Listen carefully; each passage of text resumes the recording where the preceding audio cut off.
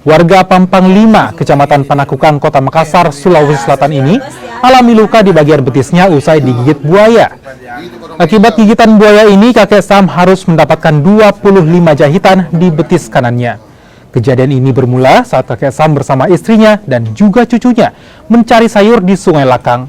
Saat memetik sayur itu, buaya berukuran 30 cm tiba-tiba muncul dan langsung menggigit kakinya.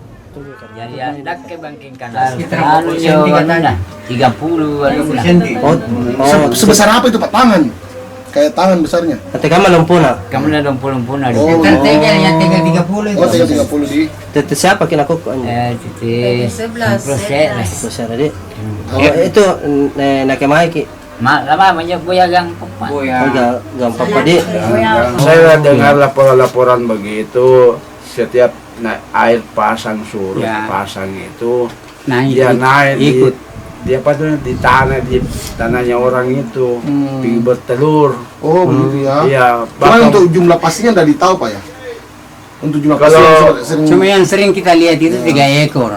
ada 3 ya? Ya, 3 ekor. yang besar itu 3. Yang besar. Yang besar Yang itu 3. Ini bertambah terus yang kecil lagi nih. Tambah ini, iya karena